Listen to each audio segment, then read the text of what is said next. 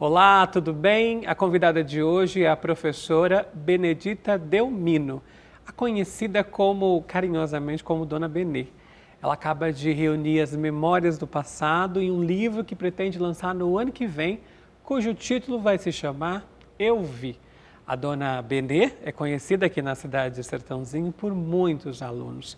Ô, Dona Benê, muito obrigado pela presença.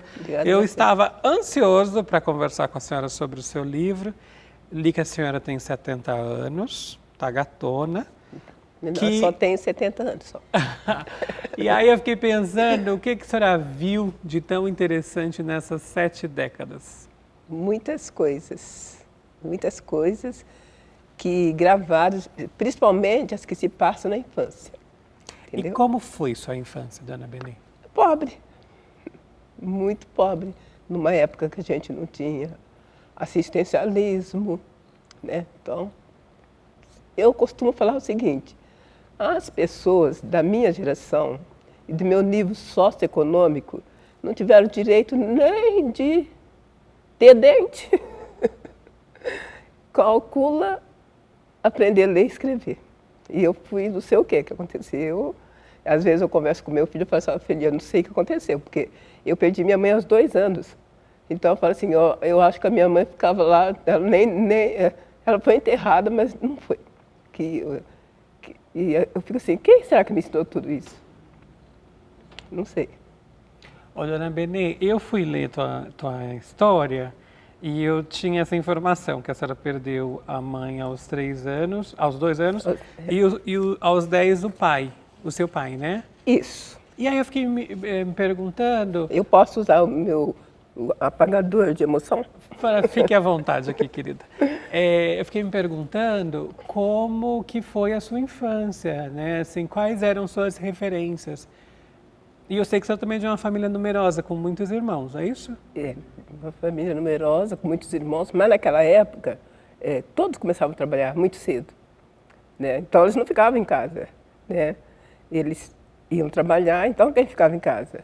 Era eu e meu pai logo arrumou uma esposa, né? O Karnal, ele costuma falar que homem não fica viúvo. Então, logo arrumou uma esposa e ela, do jeitinho dela, ela me deu muita força. E a senhora nasceu aqui em Sertãozinho? Nasci em Sertãozinho. Como que era Sertãozinho quando a senhora nasceu? Quando eu começo a ver Sertãozinho a partir do momento que eu entro na escola, né? E eu vou falar muito pouco porque isso está no meu livro, né? Então, assim, uma sociedade muito fechada, os brancos de um lado, os brancos ricos de um lado, os brancos pobres do outro, sofrendo igual sofria os pretos, e assim... Então essa temática transita nesse livro também. Transita nesse livro, transita. E como que a senhora aprendeu a lidar desde cedo com esse assunto, Dona Benê? Então, é o que eu estava te falando. Às vezes eu faço uma viagem lá no passado, né? Eu mesmo não consigo entender, né? Porque a criança naquele tempo lá também não tinha assistencialismo. Meu irmão fala assim, que naquele tempo nós fomos mini adultos. Então, a mesma responsabilidade que tinha um adulto, uma criança naquela época também tinha. Foram forçadas a amadurecer rapidamente, isso, né? Nós tivemos um amadurecimento rápido. E eu não vejo isso como coisa ruim, não. Entendeu? Porque você vai embora forte e chega sem provocar danos para os semelhantes lá na sua vida adulta, né?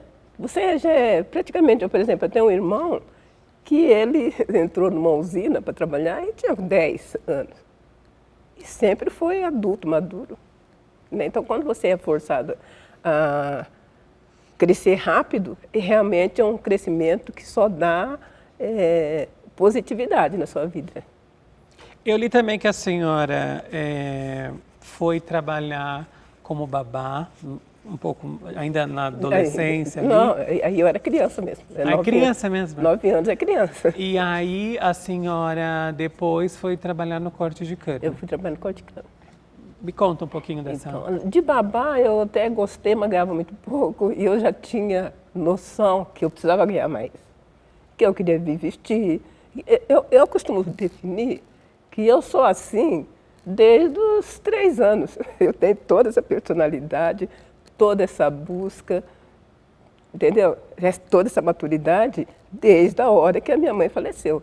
Eu falo que a minha mãe faleceu, eu estava com 2 anos, porque ela faleceu em setembro e eu ia fazer 3 em novembro. Então eu insisto que era 3 anos, que era 2 anos, né? Sim. Mas eu já... Tem hora que eu fico parada assim, eu vou lá no meu site, então busca coisas assim, que nem um computador de hoje não buscaria. Lá atrás, da hora que minha mãe morreu, eu lembro tudo. E eu acho que aquilo que eu falo para o meu filho, meu filho, porque meu filho tem um certo medo, porque ele só tem eu. Então ele tem um homem de 30 anos, ele tem um certo medo de eu morrer. Já falei, Felipe, você fica tranquilo que se eu morrer, eu vou fazer igual a minha mãe fez. Eu vou de lá de cima, vou dar um soprão, você pega. Eu saber. Se você não pegar, você vai pegar, mas que vai ser só um. Ô, dona Benedita, a gente que nasce no Brasil, numa cidade que tem essas dificuldades que a senhora relatava em algum momento, de ser fechada, às vezes ser um pouco preconceituosa e ter ações racistas, né, como a senhora disse que vai estar no seu livro também. No meu livro, a senhora é uma guerreira, não é? Eu me considero. Uma sobrevivente. Uma sobrevivente. É o que eu acabei de falar para você, que as pessoas daquela época lá não era assistido em nada. E ia avançar, e eu falo que alguém pegou na minha mão.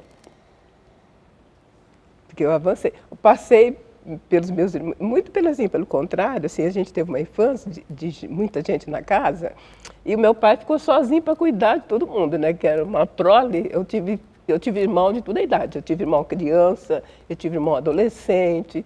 E foi até bom que eu tive esses irmãos adolescentes, que eles me deram retaguarda, porque quando eu entrei na sala de aula, eu soube trabalhar com adolescente. Porque adolescente ri o tempo todo. A coisa é séria, não é séria, e está rindo. Então era o que meus irmãos faziam com meu pai. Naquele tempo, os filhos não peitavam pai e mãe, né? Então, pai e mãe falavam, estava quieto. Havia um respeito. Era um respeito. Só que eles esperavam, meus irmãos eram muito engraçadinhos, eles esperavam ele sair, aí um vinha imitar ele, imitar o que meu pai falava. O meu pai sempre bateu nessa, ele era um leitor voraz, eu fui descobrir que ele era um leitor voraz depois de adulta. Sério?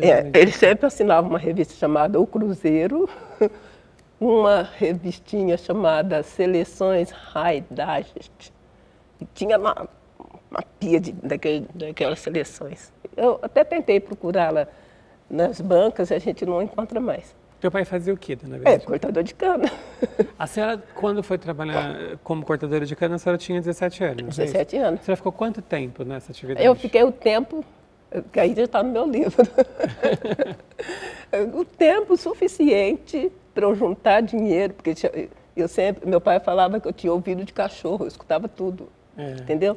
Então, quando eu ia nas casas dos meus parentes que eram ricos moravam em Bauru, São Paulo, Jabuticabal, Ribeirão, né? Nós da prole pobre ficava aqui.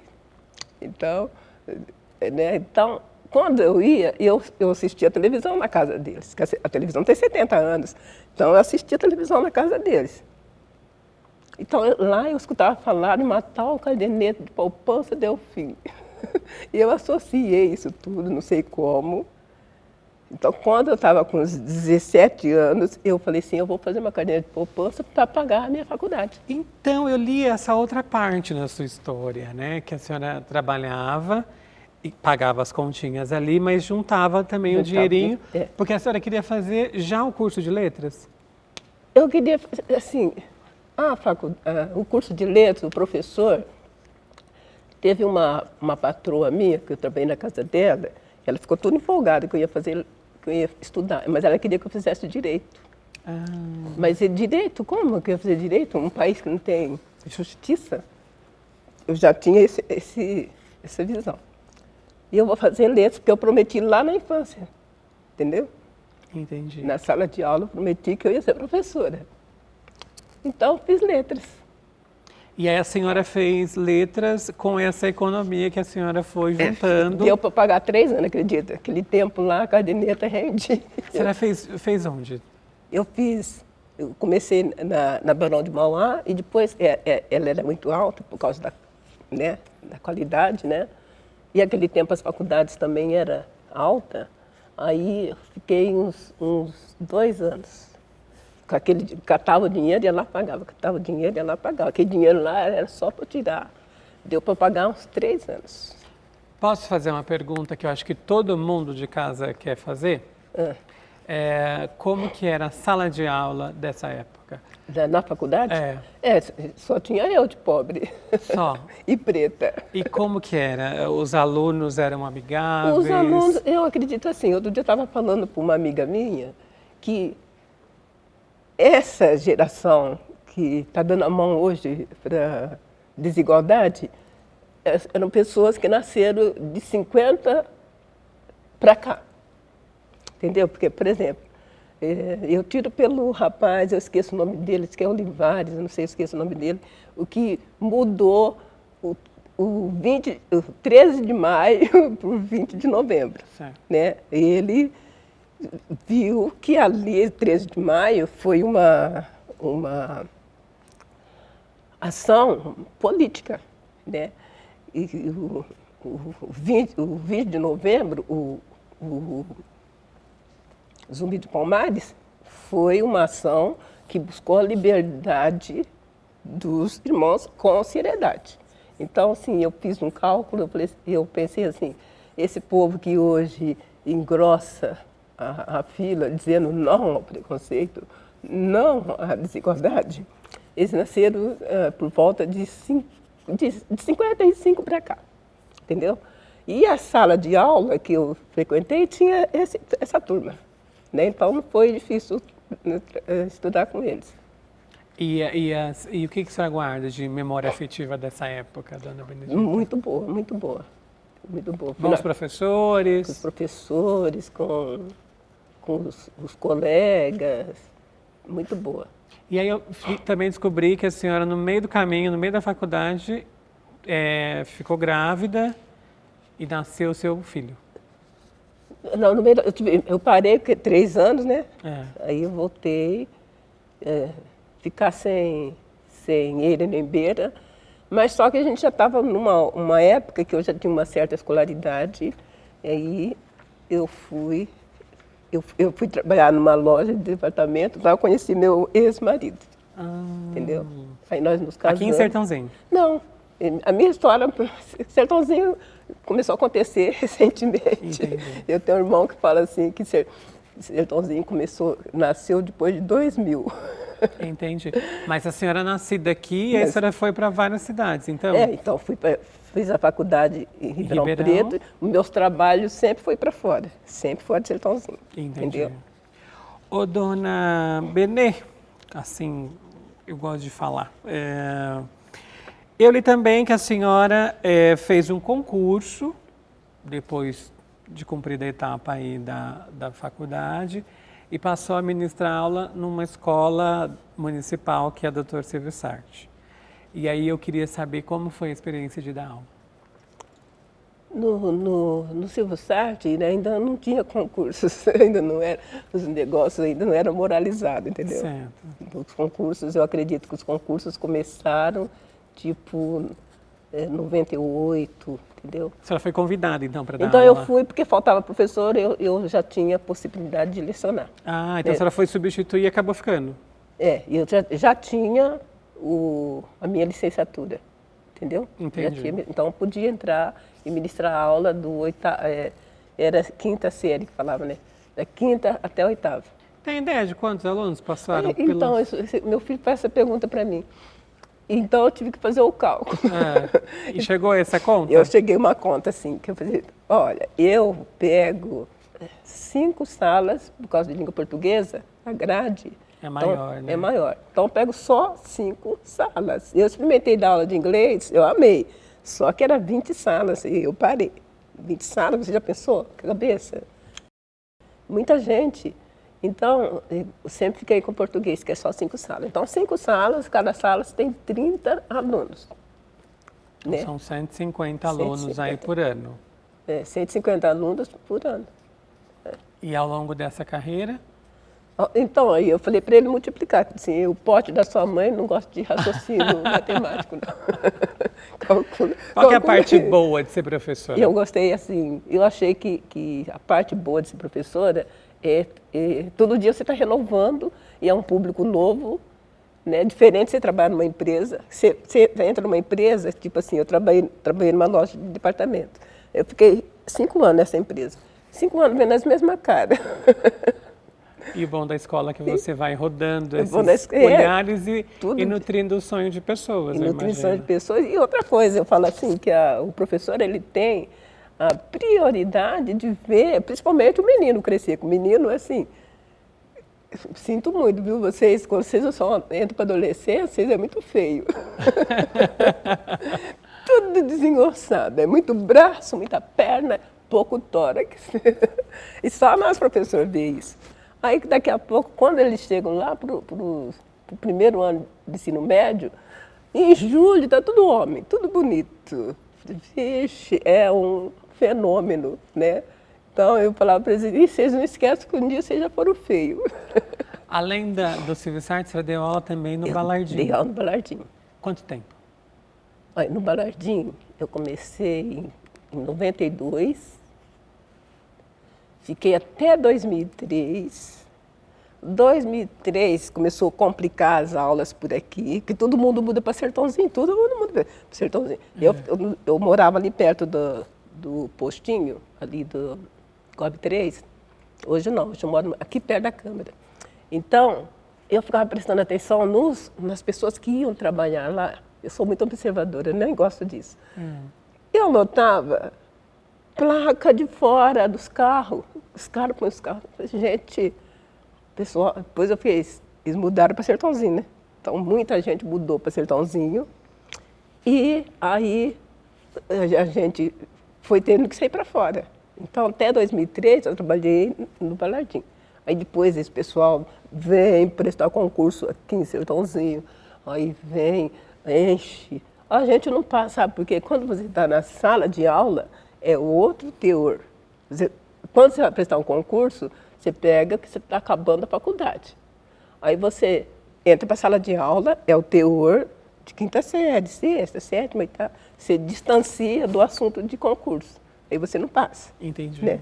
Aí eu tinha que criar, eu já estava separado do meu marido, tinha que criar meu filho sozinha.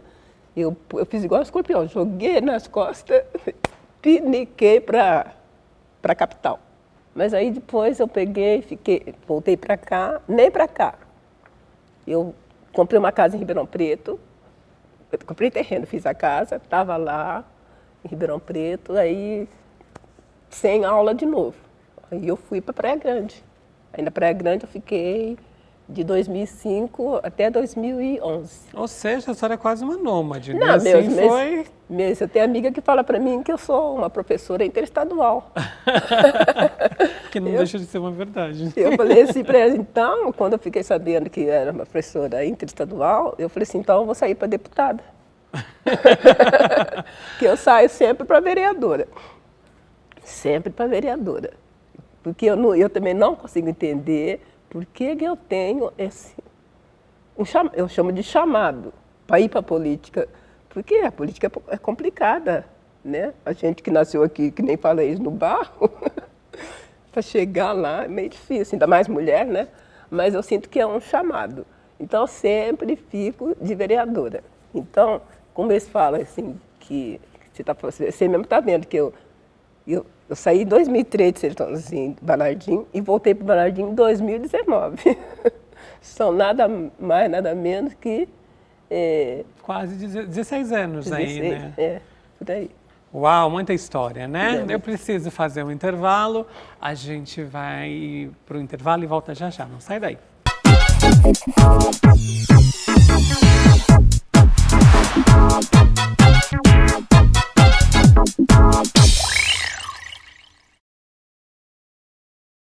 Todos os dias, diversos pacientes necessitam de transfusão sanguínea, seja por doenças crônicas, acidentes ou cirurgias de emergência.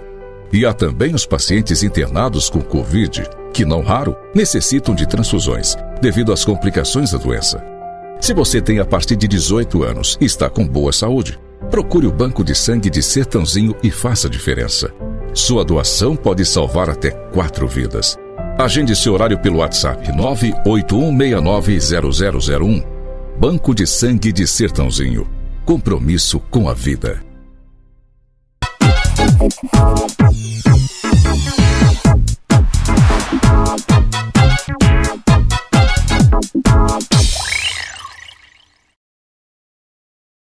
Já estamos de volta. O assunto hoje, a convidada de hoje, na verdade, é a professora Benê.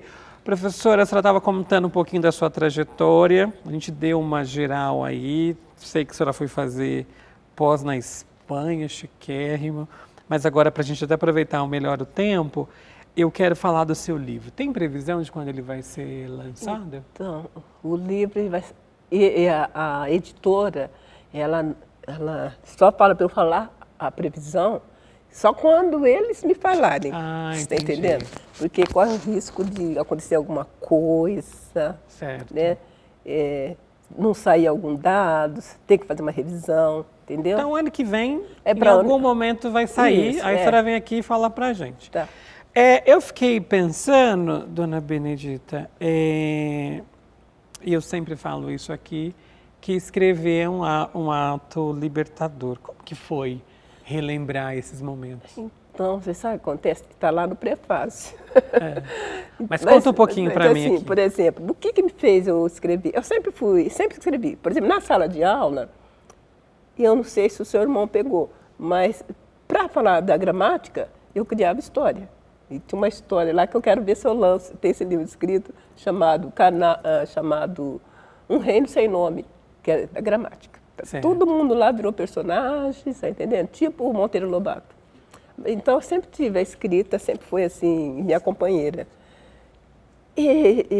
Mas o livro, em 2020, por conta da Covid, né, eu fiquei assim, com um problemão. Porque, pensa bem, eu conheço informática até 2010. 2010 para cá eu não conheço mais nada. Aí, de um segundo para o outro, eu tenho que saber tudo, né? Entendi. Então, os professores mais velhos, que sabiam até 2010, teve um problema. E eu sou assim, se eu não estou conseguindo resolver um problema, cria-se outro, o desespero, né? Aí, com o desespero vem problema mental, esquece. Uma certa ansiedade, Certa no que vai ansiedade, colocar no papel ali. Aí, lá no Balardinha, as pessoas muito legais, né? Tem a tal de Inêzinha, falou, Benê, você não tá... A Inêzinha me conhece há muitos anos, que eu era vizinha dela. Benê, você não quer... Vai procurar um psiquiatra. Eu falei, Inêzinha, acho que vou ter que fazer isso mesmo. Aí fui. O psiquiatra, só de ver você chorando, ele te manda, ele dá uns 90 dias para você ir em casa, né? Aí ele me mandou eu ficar em casa uns 90 dias, para a senhora sair dessa ansiedade. Então, eu saí, né? Muito jovenzinho, o psiquiatra, ele pegou e me falou assim, é bom a senhora fazer também um acompanhamento psicológico. E aí eu fui fazer esse acompanhamento psicológico. Era a doutora Viviane, sabe? Teve muitos psicólogos na época que acharam por bem dar atendimento online gratuito. Então, me indicaram ela e eu fui. Então, durante o tempo que eu estava fazendo, ela perguntou para mim o que mais fazia eu sofrer. Era para eu escrever um diário de bordo. Aí eu comecei a escrever um diário de bordo. Eu vi, assim, que o que me causava muita tristeza era lá na infância. Ah, agora eu entendi a raiz. Então, no caso, como a senhora tinha que buscar essas memórias, tinha uma certa ansiedade, um certo desconforto emocional aí, e aí, no caso, precisou da ajuda. Muito sofrimento, eu imagino, né? Mas assim, o que mais me machucou em 2020 foi ver aquelas crianças sendo maltratadas, desrespeitadas. Primeiro foi o Henri, depois foi aquele menino lá de Pernambuco. O Miguel. Miguel. E esses dias eu estou abalada de novo, porque a televisão não para de mostrar o Henri.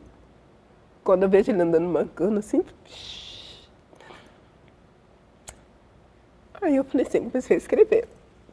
Eu não saía da infância, comecei a escrever. E quando eu vi, eu tinha escrito umas 80. A senhora externalizou ali essa dor. Fui começando lá na infância. O meu livro eu começo na infância. A leitura dele, começo lá na infância. E aí vou passando por toda a minha vida, sala de aula, tudo. Dona Benedita, eu fiquei pensando, quando eu li a sua biografia, que além de ser uma guerreira, a educação te salvou, né? E é importante a gente trazer essa reflexão aqui. E eu fiquei pensando, gente, a educação foi uma mãezona para a Dona Benedita, né? Então, eu falo assim, né? Às vezes o pessoal fala assim, mas por que você tanto sai de direito? Faz tempo que eu saio, desde lá dos anos 90. E eu falei, vou mudar agora, eu vou estar indo para deputada, o meu partido nem sabe, deputada federal, porque eu quero ir para a educação. Quer trabalhar para essa área. Porque está tudo aqui, ó. Está tudo aqui, o que tem que fazer, está escrito tudo aqui. E a colocar em prática. Porque assim... O meu filho, ele teve assim, um pequeno erro médico e mexeu com ele no cognitivo dele, porque ele dormiu muitos dias. Medicação, alta dosagem, né? E é criado só comigo. Aí que chega na adolescência, o menino não tem referência masculina, e todo mundo põe no psicólogo, ele não tem referência masculina, não sei o quê. Aí um dia, assim, eu vendo ele crescer, ele com toda dificuldade, porque assim, quando eu tive eu juntei dinheiro também, por isso que eu falo de economia. Eu juntei dinheiro para pagar um profissional na área de neuro, né, para ver, porque assim que ele acordou, eu fiquei contente, eu era ignorante, né? Fiquei contente e parou por ali. E não poderia ter parado. Entendi. Né? A neuro dele falou assim, Dona Benê, não houve, o erro médico é humano, a negligência. Aí houve negligência. Essa parte a senhora também relata de alguma maneira no livro, Dona Benê? Não, porque eu vou fazer o livro dele. Ah, entendi. Pretendo fazer o livro dele. Dona Benê, qual que é a principal mensagem que a senhora quer passar para as pessoas que tiverem acesso a esse... Então, assim, mas o livro nasceu também por conta dos alunos. Então, porque sempre que eu chego na sala de aula, que eu chegava na sala de aula, eu contava de mim, entendeu? O que eu passei, que superei, o que eu busquei. Então, um dia eu estava dando aula lá no Stone Churchill, e cheguei e falei, porque eu falo bastante, se as pessoas, tem uma colega minha que mora na frente da minha casa, quando eu saio para conversar, ela fala assim, chuta que é macumba. Fala mais como da cobra, como diz o ditado. Porque atrasa tudo, né? Mas conversar é bom, né? É, delícia. Então, esse menino, né? Eu falei o que aconteceu, o que se passava, como que era no nosso tempo e como que nós chegamos, que eu não cheguei sozinha. Tem muita gente que superaram a mim, né? Aí eu falei assim, gente, vamos fazer o seguinte, deixa eu começar a aula, porque eu não comecei a aula ainda. Aí ele fez assim, adolescente, professora, a senhora já deu a aula. Ou seja, já tinha levado uma mensagem, né? A senhora ensinou para nós na classe que avançar sempre, desistir jamais. Eu falei, eu não pensava que eu estava passando uma mensagem tão grande assim, né? Uau! Né? E é essa mensagem que a senhora deseja passar com o livro também? para mais gente. Avançar sempre, desistir. Desistir jamais. Né? É bem isso mesmo. Quando tiver o livro pronto, a data de lançamento, a senhora está convidada para voltar aqui para falar quando isso vai acontecer. Tá bom. Para a gente fechar, eu só queria perguntar para a senhora qual livro, sem ser o da senhora, evidentemente, e um filme que mudaram a vida, sua vida. Um livro? E um filme. Ai, Se ela tivesse que indicar um livro e um filme. O filme, eu indico 12 anos de escravidão, porque a pessoa sofre sempre tentando mostrar que ela vai vencer, né? Então, esse filme eu indico. Tem vários, né? Mas eu gosto muito desse. Esse te marcou de alguma maneira? Me marcou de alguma maneira. E o livro? Agora, o livro eu li Quarto de Despejo, conhece? Ah, da Carolina. Conhece. Então, quando eu fui trabalhar, assim, eu falo durante lá no meu livro que eu fiz revezamento, corte de cana e doméstica. Teve patroas ruins? Teve, mas para a minoria. Então, numa dessas patroas, a primeira coisa que ela fez foi me dar o livro, Quarto de Despejo, para eu ler. Entendeu? Uau, é uma bela dica, né? Então, ela queria que eu fosse advogada. Sabe onde que ela queria me formar? Na faculdade do Largo de São Francisco. Olha que chique. Eu falei, gente, como que a gente... É duro ser novo, né? A gente não... Ou a parte boa, né? De poder sonhar também. Né? Não, poxa vida, eu teria ganho mais. Eu falei, né? Ela falou para mim, Benedita, eu fui professora. Eu falei, ela era muito elegante. Ela era procuradora, não sei de que estatal aí, era procuradora. Eu fui professora, Benedita. Já não se ganhava naquela época. E nunca vai ganhar. Você quer que eu fale uma coisa para você, Benedita? Você vai ser pobre. Mas a senhora também vai ajudar muita gente, né? Então, se eu tiver que ser, se eu tendo o mínimo para minha sobrevivência, tá bom. Tá vendo? Sonha pobre também. Mas que bom que a educação ganhou a senhora como profissional e que bom que a senhora, com certeza, ajudou a modificar aí a realidade de muitos alunos. Ajudei. Querida, muitíssimo obrigada. A senhora tem um compromisso comigo de voltar aqui para quando o livro for de fato lançado. Tá bom. Tá certo? A gente fica por aqui, a gente se vê no próximo programa. Até lá. Tchau.